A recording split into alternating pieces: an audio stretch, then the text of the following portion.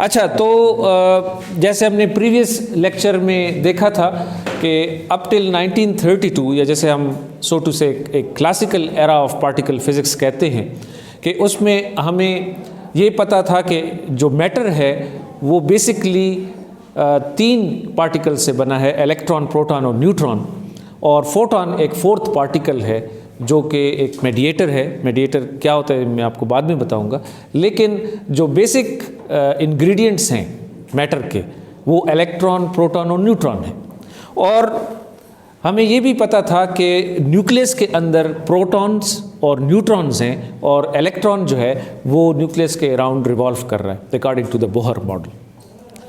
लेकिन इस पूरी पिक्चर में एक प्रॉब्लम है, और वो प्रॉब्लम ये है कि इलेक्ट्रोमैग्नेटिकली प्रोटॉन्स के ऊपर प्लस चार्ज है तो वो एक दूसरे को रिपेल करते हैं।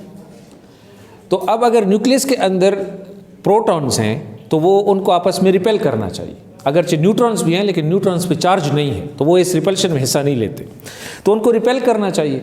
अब अगर प्रोटॉन रिपेल करते हैं तो न्यूक्लियस को स्टेबल नहीं होना चाहिए, न्यूक्लियस को टूट जाना चाहिए, डिसइंटीग्रेट होना चाहिए इन प्रिंसिपल, या एटम को। लेकिन ऐसा होता तो नहीं है। अगर ऐसा होता तो फिर तो हम होते भी नहीं, ये मैटर होता भी नहीं। चूँकि न्यूक्लियस स्टेबल है, एटम स्टेबल है, और स्टिल उसके न्यूक्लियस के अंदर प्रोटॉन्स हैं जो कि अपोजिटली चार्ज, जो कि एक सेम चार्ज पार्टिकल्स हैं, और वो रिपेल करते हैं, तो वो रिपल्शन की फोर्स इतनी स्ट्रॉन्ग है कि न्यूक्लियस को डिसइंटीग्रेट और एटम को डिसइंटीग्रेट होना चाहिए। तो न्यूक्लियस की या एटम की स्टेबिलिटी की वजह क्या है? ऑब्जर्वेशन तो ये है कि वो स्टेबल है, तो उसकी वजह क्या है उसके बारे में आज हम पढ़ेंगे। और आज हमारा जो टॉपिक है वो बेसिकली मीज़ॉन्स हैं। अब देखते हैं कि मीज़ॉन्स क्या हैं, लेकिन इससे पहले आप देखें कि ये हमारे पास फॉर एग्जांपल हीलियम का न्यूक्लियस है, और हीलियम के न्यूक्लियस में 2 प्रोटॉन्स हैं और ये न्यूट्रॉन है पर्पल कलर के, लेकिन ये न्यूट्रॉन्स जो हैं ये इलेक्ट्रोमैग्नेटिक रिपल्शन में हिस्सा नहीं लेंगे, और ये 2 प्रोटॉन्स जो हैं ये रिपेल करेंगे, और इलेक्ट्रॉन तो बाहर हैं। अगर ये एक दूसरे को रिपेल करेंगे with electromagnetic repulsion, coulomb repulsion, तो इस न्यूक्लियस को और इस एटम को टूट जाना चाहिए, इस हीलियम एटम में आप देख रहे हैं। लेकिन ऐसा नहीं है। ऑब्जर्वेशन इस थ्योरेटिकल अंडरस्टैंडिंग के अगेंस्ट है। एटम जो है वो स्टेबल है, वो टूटता नहीं है, तो इसकी वजह क्या है? ठीक है, ये हमने आज देखना है कि इसकी वजह क्या है। ये इसके अंदर न्यूट्रॉन्स हैं। तो उस वक्त जो आइडिया सामने आया कि हो सकता है कि न्यूक्लियस के अंदर एक और फोर्स मौजूद हो, और डेफिनेटली वो फोर्स फिर अट्रैक्टिव फोर्स होगी, क्योंकि अगर इलेक्ट्रोमैग्नेटिक रिपल्शन की वजह से वो नहीं टूट रहा है न्यूक्लियस, तो उसके अंदर, न्यूक्लियस के अंदर जैसे आप देख रहे हैं कि एक और फोर्स मौजूद है न्यूक्लियस के अंदर, और वो तमाम न्यूट्रॉन्स और प्रोटॉन्स को आपस में बाइंड करती है, अट्रैक्टिव फोर्स है। इसलिए इसका नाम है strong force, the strong nuclear force. इसका नाम है द स्ट्रॉन्ग न्यूक्लियर फोर्स, और ये सिर्फ प्रोटॉन्स और न्यूट्रॉन्स में पाई जाती है। ये आइडिया फ्लोट हुआ कि न्यूक्लियस के अंदर एक strong nuclear force, for example ये हमारा न्यूक्लियस है, और इस न्यूक्लियस में हमारे पास प्रोटॉन्स हैं और न्यूट्रॉन्स हैं, तो इनके दरमियान एक अट्रैक्टिव फोर्स है। इसकी नेचर अट्रैक्टिव होगी ताकि ये न्यूक्लियस को बैलेंस कर सके, इलेक्ट्रोमैग्नेटिक रिपल्शन को बैलेंस कर सके, नंबर 1। और नंबर 2 कि इसकी जो स्ट्रेंथ है वो कम से कम इलेक्ट्रोमैग्नेटिक रिपल्शन से ज़्यादा होनी चाहिए, क्योंकि अगर इलेक्ट्रोमैग्नेटिक रिपल्शन बाहर की तरफ एक्ट कर रही है और ये अट्रैक्टिव है अंदर की तरफ, अगर ये दोनों बराबर हों तो फिर भी ठीक है, लेकिन बराबर से भी ये ज़्यादा अट्रैक्टिव हो ताकि न्यूक्लियर जो प्रोटॉन है वो बाहर ना जा सके, वो डिसइंटीग्रेट ना हो सके, ये आइडिया था। तो इस फोर्स का नाम रखा गया स्ट्रॉन्ग न्यूक्लियर फोर्स। और जिस तरह हमने देखा है कि हमारे पास एक ग्रेविटेशनल फोर्स है, एक इलेक्ट्रोमैग्नेटिक फोर्स, उस वक्त तक ये 2 फोर्सेस नॉन फोर्सेस थी, इलेक्ट्रोमैग्नेटिक फोर्स और ग्रेविटेशनल फोर्स। और आप जानते हैं कि कोई भी फोर्स किसी पार्टिकल पर तभी एक्ट करती है जब उसका चार्ज उसके ऊपर मौजूद हो। ये मास भी एक तरह से चार्ज है, ये ग्रेविटेशनल फोर्स का चार्ज है, और इलेक्ट्रोमैग्नेटिक फोर्स का चार्ज, जैसे हम ये प्लस माइनस कहते हैं, ये इलेक्ट्रोमैग्नेटिक फोर्स का चार्ज है। तो इसी तरीके से स्ट्रॉन्ग न्यूक्लियर फोर्स का भी एक चार्ज होना चाहिए। ये तो नई फोर्स है, ये तो नई फोर्स अंदर आ गई। इससे पहले उस वक्त तक सिर्फ 2 फोर्सेज नोन थी, एक इलेक्ट्रोमैग्नेटिक फोर्स और एक gravitational force. Strong nuclear force का पता नहीं था। ये तो इस ऑब्जर्वेशन से लोगों ने आइडिया दिया कि न्यूक्लियस क्यों टूटता नहीं है। इससे पहले तो ये भी पता नहीं था कि न्यूक्लियस होता है और उसमें प्रोटॉन होते हैं। जब ये पता चला रदरफोर्ड एक्सपेरिमेंट से कि न्यूक्लियस होता है, उसके अंदर प्रोटॉन होते हैं और वो दोनों पॉजिटिव चार्ज हैं, फिर बात ये आई कि फिर वो रिपेल करते क्यों नहीं है, वो डिसइंटीग्रेट क्यों नहीं होता। तो फिर वहाँ से बात पता चली कि ये तो एक्चुअली अंदर कोई और फोर्स भी मौजूद है जो कि स्ट्रॉन्ग न्यूक्लियर फोर्स है। अब इसमें दो बातें हैं कि अगर तो स्ट्रॉन्ग न्यूक्लियर फोर्स मौजूद है नंबर 1, तो फिर हमें आम डेली लाइफ में नज़र क्यों नहीं आती? ठीक है, अगर है तो फिर नज़र आनी चाहिए। इस मसले का हल ऐसे निकाला गया कि फ़र्ज़ करें अब मेरे हाथ में भी फोर्स है और मैं फोर्स लगाना चाहता हूँ, लेकिन इससे आगे तो नहीं लगा सकता ना, चाहे जितना भी स्ट्रॉन्ग क्यों ना हो, इसकी लिमिट है। इससे आगे तो ये फोर्स नहीं लगेगी ना। ठीक है, तो हर एक फोर्स की एक रेंज होती है जिसमें वो एक्ट करती है। तो ख्याल ये था कि स्ट्रॉन्ग न्यूक्लियर फोर्स की रेंज जो है वो सिर्फ न्यूक्लियस तक है, न्यूक्लियस के बाहर वो एक्ट नहीं करेगी। यानी अगर 2 प्रोटॉन और 2 न्यूट्रॉन्स के दरमियान, पहली बात तो ये कि ये प्रोटॉन्स और प्रोटॉन्स के दरमियान भी होगी, न्यूट्रॉन्स और न्यूट्रॉन्स के दरमियान भी होगी, प्रोटॉन और न्यूट्रॉन के दरमियान। इसका चार्ज जो है उसे हम कहेंगे जो कि प्रोटॉन न्यूट्रॉन के ऊपर स्ट्रॉन्ग न्यूक्लियर फोर्स का चार्ज है। जिस तरह मास की वजह से ग्रेविटी होती है और plus minus charge electromagnetic charge की वजह से कूलम फोर्स होती है, इसी तरीके से किसी भी फोर्स की, किसी भी पार्टिकल के ऊपर अगर स्ट्रॉन्ग न्यूक्लियर फोर्स का चार्ज होगा, वो मैं बाद में आपको बताऊंगा कि कलर चार्ज होगा, अगर वो चार्ज होगा तो फिर वो उसके ऊपर एक्ट करेगी, अदरवाइज एक्ट नहीं करेगी। तो स्ट्रॉन्ग न्यूक्लियर फोर्स आप देख सकते हैं कि ये प्रोटॉन प्रोटॉन के दरमियान होगी लेकिन अट्रैक्टिव होगी।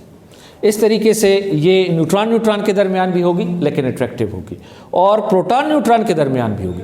तो इनको हम कंबाइंडली कहते हैं न्यूक्लियॉन्स। तो ये न्यूक्लियॉन्स के दरमियान मौजूद फोर्स है।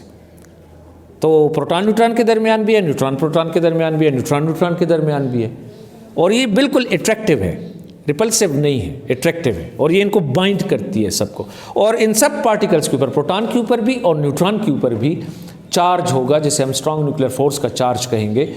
हम देखेंगे कि इसकी नेचर, फिर डिटेल नेचर थोड़ी सी चेंज होगी, मैं आपको फिर बताऊंगा कि ये इससे भी कुछ आगे बातें हैं। लेकिन एट द मोमेंट आप ये देखें कि उस वक्त ये आइडिया फ्लोट हुआ कि न्यूक्लियस के अंदर जितने भी पार्टिकल्स हैं, चाहे वो प्रोटॉन हैं या न्यूट्रॉन हैं, उनके ऊपर एक और चार्ज है, और वो कलर चार्ज है या उनके ऊपर स्ट्रॉन्ग न्यूक्लियर फोर्स का चार्ज है, और उसकी वजह से वो आपस में अट्रैक्ट करते हैं। और ये जो अट्रैक्शन है ये इलेक्ट्रोमैग्नेटिक रिपल्शन से ज़्यादा स्ट्रॉन्ग है, इसी वजह से न्यूक्लियस डिसइंटीग्रेट नहीं होता। तो वो स्टेबिलिटी वाला मसला हल हो गया। लेकिन जब भी आप कोई थ्योरी देते हैं तो उसको साबित करना होता है, उसकी एक्सपेरिमेंटल वेरिफिकेशन करनी होती है कि वाकई ऐसा होता भी है कि नहीं, यानी एक्सपेरिमेंटली भी वेरीफाई करना लाजमी है। तो उसकी एक्सपेरिमेंटल वेरिफिकेशन के लिए फिर लोगों ने बात शुरू की। लेकिन एक्सपेरिमेंटल वेरिफिकेशन के लिए आज ना जो बैठ एक्सपेरिमेंटल वेरिफिकेशन के लिए सबसे पहले जो मैंने आपकी रेंज की बात की, कि जो range of strong nuclear force है, ये आप देख रहे हैं कि ये रेंज जो है ये रेंज न्यूक्लियस के जो डायमेंशन है उसके बराबर है। मसलन अगर एक प्रोटॉन न्यूक्लियस के एक एच पे पड़ा हो और एक प्रोटॉन न्यूक्लियस के दूसरे एच पे पड़ा हो, तो फिर तो इनके दरमियान स्ट्रॉन्ग न्यूक्लियर फोर्स एग्जिस्ट करेगी, ये अट्रैक्ट करेंगे। लेकिन अगर एक प्रोटॉन और दूसरा प्रोटॉन वो न्यूक्लियस की रेंज से बाहर हों, उसके डायमेंशन से बाहर हों, तो फिर वो एक दूसरे के ऊपर फोर्स एग्जर्ट नहीं करेंगे, इसलिए आपको डेली लाइफ में नज़र नहीं आती, और इसलिए इसका नाम न्यूक्लियर फोर्स है, क्योंकि ये सिर्फ न्यूक्लियस में पाई जाती है। और इसकी जो रेंज है वो काफ़ी शॉर्ट रेंज है, ये शॉर्ट रेंज फोर्स है, इसलिए हम इसे कहते हैं कि ये हमारे पास शॉर्ट रेंज फोर्स है। आप देख रहे हैं कि it is a short range force. अच्छा, दूसरी बात ये है कि ये फोर्स जो है ये स्ट्रॉन्ग इलेक्ट्रोमैग्नेटिक फोर्स से ज़्यादा स्ट्रॉन्ग होनी चाहिए। बेसिकली हमारे पास 4 फंडामेंटल फोर्सेस हैं, जिसमें स्ट्रॉन्ग न्यूक्लियर फोर्स है और इसकी रेंज शॉर्ट है, लेकिन इसकी जो स्ट्रेंथ है अगर उसको हम 1 ले लें, फॉर एग्जांपल इसकी स्ट्रेंथ 1 है, ठीक है, एक आर्बिट्ररी यूनिट्स में इसको 1 ले लें, तो फिर हमारे पास दूसरे नंबर पे इलेक्ट्रोमैग्नेटिक फोर्स है, और इसकी जो फोर्स है वो इसकी जो रेंज है वो इनफाइनाइट है। यानी इसका मतलब ये है कि अगर एक पार्टिकल यहाँ पे पड़ा हुआ है और एक अगर मून पे भी है या सन पे भी है दूसरा पार्टिकल, तो उनके दरमियान भी इंटरेक्शन, बल्कि अगर कायनात के दूसरे सिरे पर भी है तो उनके दरमियान इलेक्ट्रोमैग्नेटिक इंटरेक्शन मौजूद होगी। बहुत स्मॉल होगी लेकिन होगी ज़रूर, ठीक है। और इसकी जो स्ट्रेंथ है वो 1/100 है, यानी ये स्ट्रॉन्ग न्यूक्लियर फोर्स से 100 टाइम्स वीक है ये फोर्स। इसी वजह से तो न्यूक्लियस टूटता नहीं है, ठीक है ना। न्यूक्लियस की जो डिसइंटीग्रेट होने की ना होने की वजह है वो यही है। और फिर तीसरी फोर्स जो है वो वीक न्यूक्लियर फोर्स है। ये एक और फोर्स है जो हम बाद में ये भी सामने आएगी, और ये जो है ये तकरीबन 1×10⁻13 टाइम्स जो है इससे कम है। तो आप देख सकते हैं कितनी वीक फोर्स है ये, ठीक है। और जो लास्ट फोर्स है gravity, this is the weakest force, और ये जो है ये 10⁻44 टाइम्स ऑलमोस्ट ये जो है इससे कम है इसकी स्ट्रेंथ। यानी स्ट्रेंथ हम कैसे डिफाइन करते हैं किसी फोर्स की? जब दो पार्टिकल्स हों, यानी मैं आपको वैसे डेली लाइफ से एक एग्जांपल देता हूँ कि लेट्स से एक रेस हम रेस लगा रहे हैं और वहाँ से कोई चीज़ पिक करनी है और दो बंदे भागें, तो कौन सा वाला ताकतवर होगा, जो पहले पहुँचेगा या जो बाद में पहुँचेगा? जो पहले पहुँचेगा। तो ताकत का अंदाज़ा हम टाइम से लगाते हैं कि जो पहले पहुंचेगा, जो पहले एक्ट करेगा। तो दो पार्टिकल्स के दरमियान जब फोर्स एक्ट करती है तो जो पहले एक्ट करती है, जो शॉर्ट टाइम में एक्ट करती है, उसे हम कहते हैं कि ये स्ट्रांग है। तो ये तब तक इलेक्ट्रोमैग्नेटिज्म को जब पता चलता है तो स्ट्रांग न्यूक्लियर फोर्स जो है वो एक्ट कर चुकी होती है, वो उनको बाइंड कर चुकी होती है फोर्सेस को। इलेक्ट्रोमैग्नेटिज्म बाद में रिपेल करती है, पहले स्ट्रांग फोर्स उसको बाइंड करती है, ठीक है। फिर वीक फोर्स आती है, फिर ग्रेविटी आती है। तो इसलिए जो स्ट्रांग न्यूक्लियर फोर्स है ये स्ट्रांगेस्ट ऑफ फोर्सेस है, ये सबसे स्ट्रांग फोर्स है, और इसी वजह से न्यूक्लियस जो है वो जुड़ा है। लेकिन हमारे पास 4 फंडामेंटल फोर्सेस हैं, 4 फंडामेंटल, ये जैसे आप देख रहे हैं, और ये इनको हमने लिस्ट किया है in the order of their strength. सबसे पहले स्ट्रांग न्यूक्लियर फोर्स, फिर इलेक्ट्रोमैग्नेटिज्म, फिर वीक न्यूक्लियर फोर्स, और फिर ग्रेविटेशनल फोर्स, ठीक है। तो ये 4 फोर्सेस हैं जो बाइंड हुई है।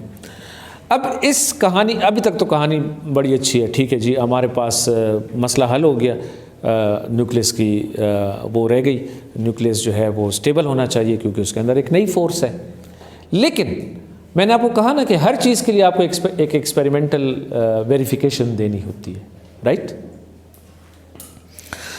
और दूसरी एक अहम बात यह है, यकावा थ्योरी आपने देखा कि फोर्स एक्ट कैसे करती है, जब दो पार्टिकल्स हों उनके ऊपर फोर्स कैसे एक्ट करती है, ये इंपॉर्टेंट पॉइंट है, ये मैं आपको बताता हूँ। तो फोर्स का जो एक्शन है वो आप यूँ समझ लें, मैं आपको एक सिंपल एग्जांपल से समझाता हूँ। गेम एक देखें कि एक फॉर एग्जांपल एक गेम खेल रहे हैं, 2 प्लेयर्स हैं, 2 फ्रेंड्स हैं, और गेम का उसूल ये है कि वो एक बॉल है, फ़र्ज़ करें स्टील का बॉल है, ठीक है, और वो एक प्लेयर के हाथ में है और उसने उसको थ्रो करना है दूसरे प्लेयर की तरफ, ठीक है, और दूसरा प्लेयर उसको कैच करेगा और जैसे ही कैच करेगा वापस थ्रो करना है। तो पहला प्लेयर जो है वो दोबारा कैच करेगा और फिर इस तरह ये चीज़ चलती जाएगी, ठीक होगी। ये जो स्टील का बॉल है, ये जो इन्होंने गेम बनाई है, अब मसला ये है कि गेम तब ख़त्म होगी अगर ये बॉल ड्रॉप हो जाए। बॉल को ड्रॉप नहीं होना है। तो अगर आप सोचें तो एक तरीके से ये दोनों प्लेयर एक दूसरे के साथ बंध गए हैं, ठीक है ना, कनेक्ट हो गए हैं इस बॉल को कैच और थ्रो करने की वजह से, राइट। अगर एक थ्रो करेगा फिर कैच करेगा, फिर थ्रो करेगा, फिर कैच करेगा, फिर थ्रो करेगा, एंड सो ऑन, ऐसे चलता रहेगा। तो ये जो पार्टिकल इनके दरमियान बॉल है, इसने इनको बाइंड कर दिया। एग्जैक्टली सिमिलरली 2 पार्टिकल्स के दरमियान फोर्स एक्सचेंज होती है। एक पार्टिकल जो 2 पार्टिकल में जो पहला पार्टिकल है वो एक एक्सचेंज पार्टिकल या मेडिएटर को इमिट करता है, इसे मैसेंजर पार्टिकल भी कहते हैं, और दूसरे पार्टिकल तक जब वो जाता है वो उसको रिसीव करता है या एब्जॉर्ब करता है और दोबारा रीइमिट करता है, वो दोबारा वापस आता है, ऐसे चलता जाता है, और इस तरह ये पार्टिकल आपस में बाइंड हो जाते हैं। अब अगर आप देखें, अगर बॉल बहुत भारी है, स्टील का बॉल है, और ये 2 प्लेयर गेम खेल रहे हैं, तो ऐसे तो नहीं हो सकता ना कि ये दोनों प्लेयर्स जो हैं वो बहुत लार्ज डिस्टेंस पे चले जाएं, ठीक है। क्योंकि ये स्टील के बॉल को तो फिर थ्रो नहीं कर सकेंगे ना। लेकिन अगर उसके मुकाबले में टेनिस का बॉल हो हाथ में, तो टेनिस का बॉल तो बहुत दूर फेंका जा सकता है, तो फिर टेनिस के बॉल के लिए तो ये बहुत ज़्यादा डिस्टेंस पे भी खड़े हो सकते हैं, ठीक है। फिर ये बॉल थ्रो करेगा एक दूसरा और कैच करेगा। कहने का मतलब ये है कि मेडिएटर का मास जितना ज़्यादा होगा, फोर्स की रेंज उतनी कम होगी, और मेडिएटर का मास जितना कम होगा, फोर्स की रेंज उतनी ज़्यादा होगी। सही है। अब अगर स्ट्रांग न्यूक्लियर फोर्स भी का भी मेडिएटर मौजूद है, जिस तरह के एक्सक्यूज मी इलेक्ट्रोमैग्नेटिक फोर्स का मेडिएटर मौजूद है। इलेक्ट्रोमैग्नेटिक फोर्स का मेडिएटर फोटॉन है। इलेक्ट्रॉन फोटॉन को इमिट करता है, दूसरा इलेक्ट्रॉन उसको एब्जॉर्ब या रिपेल कर, और वो जाता है। ये एक मैसेज लेके जाता है कि रिपेल हो जाओ, तो इलेक्ट्रॉन दूसरा इलेक्ट्रॉन रिपेल हो जाता है। उसकी जगह प्रोटॉन हो तो एक मैसेज लेके जाता है कि अट्रैक्ट हो जाओ, सो टू से, एग्जैक्टली नहीं, लेकिन इस तरह आप इसको समझ सकते हैं। इसी तरीके से स्ट्रांग न्यूक्लियर फोर्स का भी एक मेडिएटर होना चाहिए, ठीक है। लेकिन चूंकि ये स्ट्रांग है तो इसका फोटॉन से मास ज़्यादा होना चाहिए, हैवी होना चाहिए, ठीक है, ज़्यादा मास होना चाहिए, तभी तो इसकी रेंज शॉर्ट हो जाएगी ना। ये जो मैंने गेम की एनोलॉजी कंस्ट्रक्ट की है, उसकी मदद से आप देखें कि जितना मेडिएटर हैवी होगा उतनी ही फोर्स की रेंज कम होगी, और जितना मेडिएटर लाइट होगा उतनी ही उसकी रेंज ज़्यादा होगी। आप देखें इलेक्ट्रोमैग्नेटिज्म की रेंज इसलिए ही ज़्यादा है, इनफाइनाइट है, क्योंकि फोटॉन मासलेस है, फोटॉन का मास नहीं है, और फोटॉन उसका मेडिएटर है, तो इसलिए वो उसकी रेंज इनफाइनाइट है। दूसरी तरफ स्ट्रांग न्यूक्लियर फोर्स की रेंज जो है वो फाइनाइट रेंज में है, शॉर्ट रेंज में है, लेकिन उसका मेडिएटर बहुत हैवी है। युकावा ने ये थ्योरी पेश की कि जो हमारे पास मेडिएटर है स्ट्रांग न्यूक्लियर फोर्स का, उसका नाम उसने रखा मीज़ान। अब आप पूछेंगे मीज़ान क्यों रखा? मीज़ान का मतलब होता है मिडल वेट, क्योंकि इसका मास उसने प्रिडिक्ट किया अपनी थ्योरी से बाकायदा कैलकुलेट करके कि 300 टाइम्स ऑफ इलेक्ट्रॉन होना चाहिए।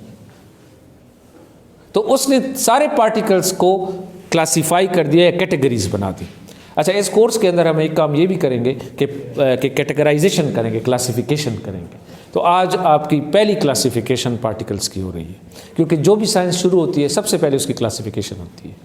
क्लासिफिकेशन ना होना, ग्रुप्स बनते हैं, ये चीज़ इधर है, ये चीज़ इधर है, फिर समझने में आसानी होती है।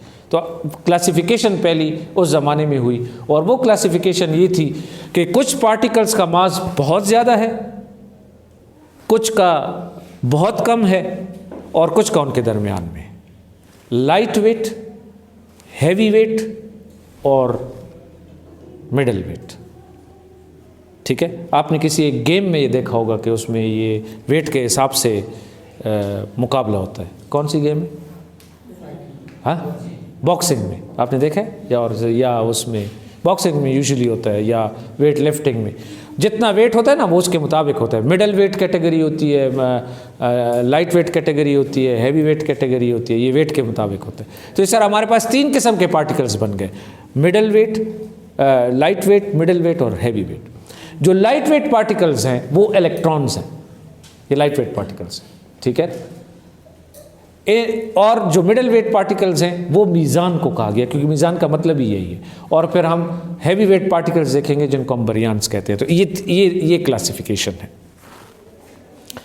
तो मीज़ान मीनिंग द मिडल वेट, उसने प्रिडिक्ट किया कि इसका मास 300 टाइम्स होना चाहिए। तो युकावा की बड़ी ज़बरदस्त थ्योरी है, और न्यूक्लियर फोर्स की ये थ्योरी है, उससे ये बाकायदा जो मीज़ान होना चाहिए, जो कि स्ट्रॉन्ग, यानी स्ट्रॉन्ग न्यूक्लियर फोर्स जो है हमारे पास, यानी 2 प्रोटॉन्स के दरमियान जो हमारे पास फोर्स है, वो जो मेडिएट होती है वहाँ पर जो पार्टिकल है वो मीज़ान होना चाहिए। मीज़ान, वो यहाँ जाता है, इससे फिर रिपेल होता है, फिर यहाँ आता है, फिर इस तरह रिपेल होता है, तो मीज़ान होना चाहिए। लेकिन अब बात ये आई कि अगर तो युकावा की थ्योरी ठीक है और स्ट्रॉन्ग न्यूक्लियर फोर्स मौजूद है और मीज़ान भी है, तो किधर है? क्योंकि न्यूक्लियस में तो नहीं है, न्यूक्लियस में तो कभी भी हमने मीज़ान को ऑब्जर्व नहीं किया। तो ख्याल ये था कि ये हो सकता है कि जो कॉस्मिक शावर आता है हमारे ऊपर पार्टिकल्स का, उनमें कहीं हमें मीज़ान मिल जाए। तो उस वक्त मुख्तलिफ ग्रुप्स ने काम शुरू किया और इसके लिए सर्च शुरू की कि कहाँ कहाँ ये मिल सकता है। ठीक है, स्पेशली यूएस में उस वक्त ये सर्च हुई, मुख्तलिफ़ ग्रुप्स उसको तलाश कर रहे थे और उन्होंने कॉस्मिक रेज़ में जब पार्टिकल्स ऊपर से नीचे आते हैं तो उनको ऑब्ज़र्व करके उसमें तलाश करने की कोशिश की कि उसमें कहीं पर हमारे पास मीज़ान मौजूद है कि नहीं। ठीक है, अब हुआ ये कि एक से ज़्यादा मीज़ान मिले, एक से ज़्यादा मीज़ान, एक भी नहीं, एक से ज़्यादा पार्टिकल्स मिले, डिस्कवरी ऑफ मीज़ान।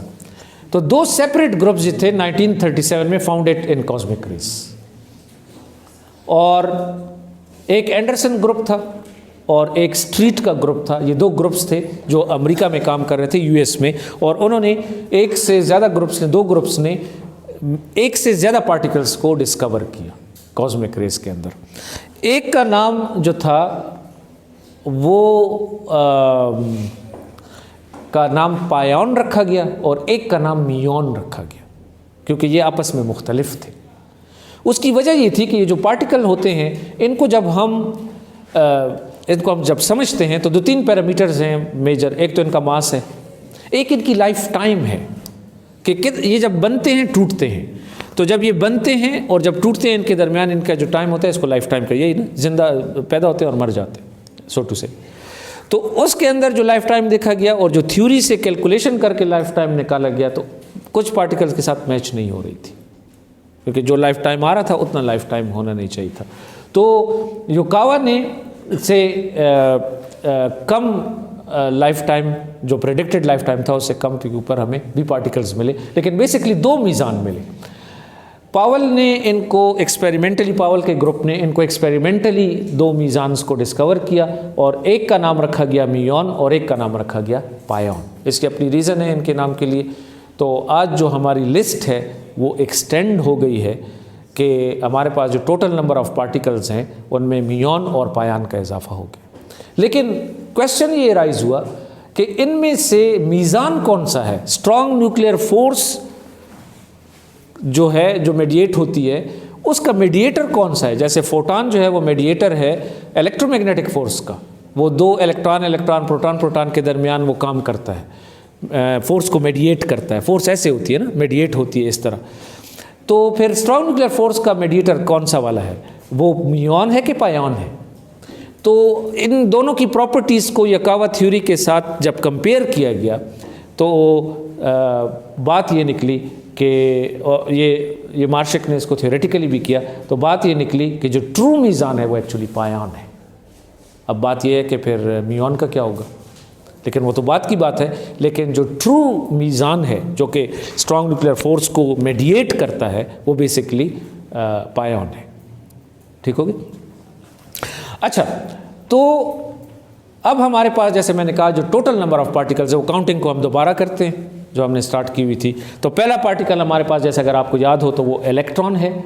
दूसरा पार्टिकल जो है वो प्रोटॉन है। तीसरा पार्टिकल जो है वो न्यूट्रॉन है। फिर न्यूट्रॉन के साथ हमारे पास फोटॉन था, लेकिन आज इस लिस्ट में इजाफा हो गया है और हमारे पास दो मज़ीद नए पार्टिकल आए हैं। एक पायोन जो कि मेडिएटर है, स्ट्रॉन्ग न्यूक्लियर फोर्स का। जो कहानी, जो थ्योरी हमने बनाई थी एक्सपेरिमेंट से भी, कॉस्मिक रेज में वो पार्टिकल मिल गया। न्यूक्लियस के अंदर तो नहीं है ना, लेकिन कॉस्मिक रेज में तो है। तो फिर हम देखेंगे कि किस तरह न्यूक्लियस के अंदर वो एग्जिस्ट करता है, लेकिन वो तो बात की बात है। उस वक्त जो अंडरस्टैंडिंग थी अराउंड 1932, ये अंडरस्टैंडिंग हुई कि जी हमें जो ये पार्टिकल, या इससे भी लेट टाइम में 40s में, कि हमें ये दो पार्टिकल्स नए मिले कॉस्मिक रेज शावर से। लोग पहाड़ों पे जाके, ये ग्रुप वाले वहाँ पर फोटोग्राफिक प्लेट के अंदर एक्सपेरिमेंट्स करते थे, दिनों तक छोड़ते थे, उसके ऊपर ये पार्टिकल्स आते थे, फिर उसको उनके ट्रेसेस देखते थे कि कहाँ पर पार्टिकल मौजूद है। वो इंटरेक्शन करता था ना, तो उसका ट्रेस बनता था। फिर उससे वो कितनी लाइन थिक है, और उससे उसका चार्ज, उसकी डेविएशन देखते थे। वो सारी चीज़ें उससे, वो बड़े मुश्किल एक्सपेरिमेंट होते थे उस वक्त, वो करके लाते थे। और फिर उससे पता चलता था कि ये नया पार्टिकल्स है, इसकी ये प्रॉपर्टीज़ हैं और यहाँ पर ये इस तरह काम कर रहा है। तो इस तरह हमारे पास जो पार्टिकल हैं वो, अब आप देख रहे हैं कि हमारे पास जो टोटल नंबर ऑफ पार्टिकल्स हैं वो 6 हो गए हैं। इसमें एक इलेक्ट्रॉन, प्रोटॉन, न्यूट्रॉन, फोटॉन पायॉन और म्यूऑन। ये 6 टोटल नंबर ऑफ पार्टिकल्स हैं इस पे।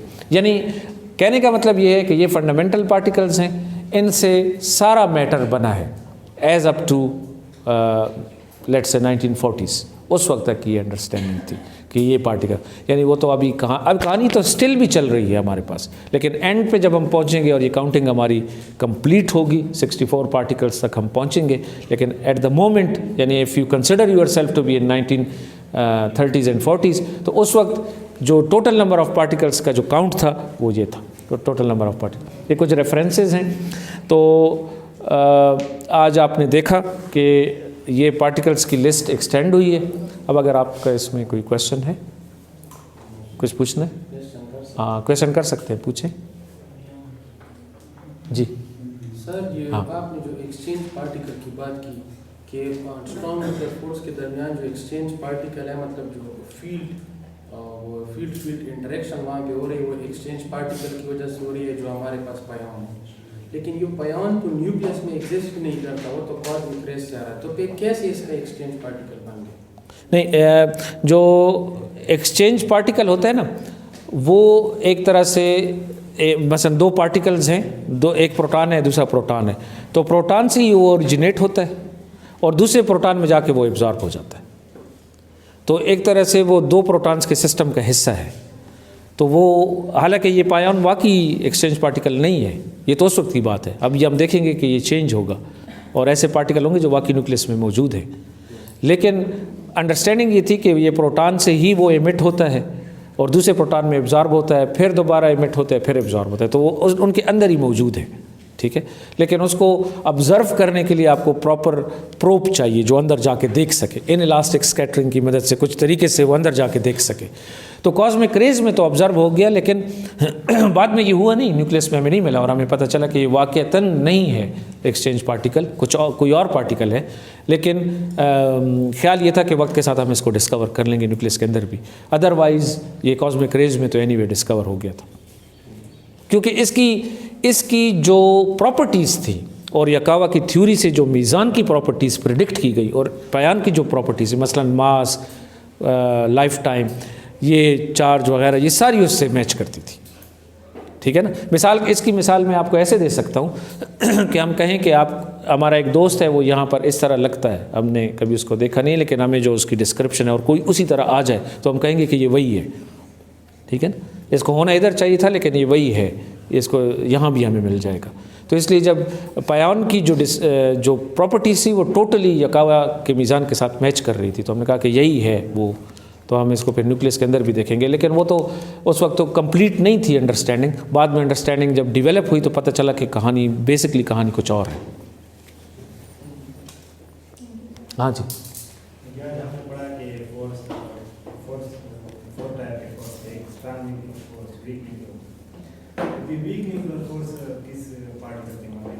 वो भी प्रोटॉन न्यूट्रॉन्स के दरमियान होती है, न्यूक्लियंस के दरमियान होती है। ये पूरा एक टॉपिक है, इसमें हम देखेंगे कि कौन से पार्टिकल किस फोर्स को फील करते हैं, उनके ऊपर वो चार्ज है भी कि नहीं। मसलन जिस चीज़ का मास हो तो वो ग्रेविटी को ज़रूर फील करे और जिनके ऊपर चार्ज हो, यानी इलेक्ट्रोमैग्नेटिक चार्ज हो, तो वो इलेक्ट्रोमैग्नेटिक फोर्स को फील करेगा। और जिनके ऊपर फिर स्ट्रॉन्ग न्यूक्लियर फोर्स का चार्ज हो या वीक न्यूक्लियर फोर्स का चार्ज हो, तो हम एक और कैटेगराइजेशन भी करेंगे on the basis of the forces they feel actually, तो वो भी करेंगे। लेकिन आज जो हमने पहली कैटेगराइजेशन की है वो वेट के हिसाब से की है, लाइट वेट, मिडल वेट और हैवी वेट। लेप्टॉन्स जिन्हें कहते हैं, लेप्टॉन्स, मीज़ान्स और बरियान्स, ठीक है। लेप्टॉन्स जो हैं वो लाइट वेट हैं, मीज़ान्स जो हैं वो मिडल वेट हैं और बरियान्स जो हैं वो हैवी वेट हैं। तो ये 3 कैटेगरी। अब इनमें से अगर आप देखें तो ये हमारा जो है इलेक्ट्रॉन जो है ये हमारा लेप्टॉन है, क्योंकि ये है। ये बाकी जो हैं ये एक्चुअली बरियान्स हैं, ये फोटॉन तो मतलब हम बाद में देखेंगे कि ये लेप्टॉन तो नहीं है ना, ये बरियान है, ये मेडिएटर है। तो बेसिकली 3 तरह के पार्टिकल्स होते हैं, ठीक है।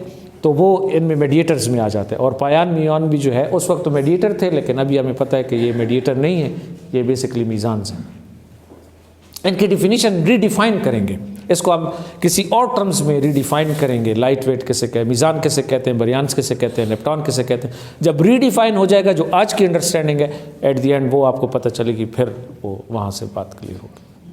सर ये इस 4 फोर्सेस में ग्रेविटेशनल फोर्स भी है, तो न्यूक्लियस में जो स्ट्रॉन्ग न्यूक्लियर फोर्स होती है, तो न्यूक्लियस को तो हम देखते हैं कि वो स्मॉल है, उसको हम मतलब इजीली ऑब्जर्व नहीं कर सकते, लेकिन ग्रेविटेशनल फोर्स तो मतलब मास के दरमियान होती है सर, तो उसमें भी एक एक्सचेंज पार्टिकल होना चाहिए। हाँ, असल में ग्रेविटी जो है वो अभी तक क्वांटाइज्ड वर्जन उसका मौजूद नहीं है। हाइपोथेटिकल है कि उसका जो एक्सचेंज पार्टिकल है वो ग्रेविटॉन है, बट एक्सपेरिमेंटली वो ऑब्जर्व नहीं है। Gravity is slightly different than other 3 forces, उन्हें हम गेज फोर्सेस कहते हैं, गेज थ्योरीज हैं। इलेक्ट्रॉन, प्रोटॉन और न्यूट्रॉन, वो एक अलग से मतलब जो हमारे पास strong nuclear force, weak nuclear force और इलेक्ट्रोमैग्नेटिक फोर्स है, ये एक कैटेगरी की फोर्सेस हैं, और जो हमारे पास ग्रेविटेशनल है, ये अलग कैटेगरी की फोर्स है। यानी ग्रेविटी अभी तक हम इनके साथ कंबाइन नहीं कर सके, ऑल्दो कि थ्योरेटिकली भी ये बहुत मुश्किल काम है और था। कुछ थ्योरीज ऐसी हैं जो क्वांटम ग्रेविटी की थ्योरीज हैं, जैसे स्ट्रिंग थ्योरी है, जैसे लूप क्वांटम ग्रेविटी है। ये ऐसी थ्योरीज हैं जो ग्रेविटी को क्वांटाइज करती हैं, लेकिन अनफॉर्चुनेटली उसका कोई एक्सपेरिमेंटल वेरिफिकेशन मौजूद नहीं है। तो अगर फ्यूचर में कोई ऐसी थ्योरी आई जो क्वांटम ग्रेविटी की एक्सपेरिमेंटली वेरीफाइड थ्योरी हो, और फिर ग्रेविटॉन हमें एक्सपेरिमेंट कहीं मिला भी नहीं है, ऑब्जर्व भी नहीं हुआ है, तो इसलिए ग्रेविटी को आप अलग से ट्रीट करेंगे अभी तक, ठीक है। वो ऐसा क्लासिकल फोर्स हम ट्रीट करेंगे, और वो फिर आइंस्टाइन की जनरल रिलेटिविटी से वो उसकी एक्सप्लेनेशन होती है। और बाकी ये जो 3 फोर्सेस हैं ये क्वांटम मैकेनिकल हैं, और इनके हम इस कोर्स में बाकायदा इनकी क्वांटम मैकेनिकल नेचर को स्टडी करेंगे कि ये कैसे ये पार्टिकल्स ओरिजिनेट होते हैं, कैसे एक दूसरे से इंटरेक्ट करते हैं, सारा हम ये बाकायदा कैलकुलेट करेंगे इसको एक्चुअली।